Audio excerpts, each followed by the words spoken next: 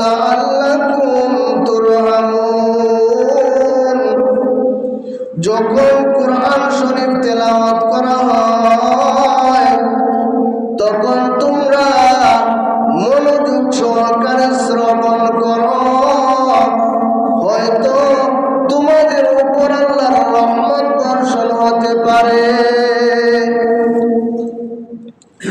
আল্লাহ পাক রব্বুল আলামিন দুনিয়ার মানুষদেরকে জানিয়ে দিয়েছেন, ও আমার বান্দারা রে, তোমরা শুনে রাখো,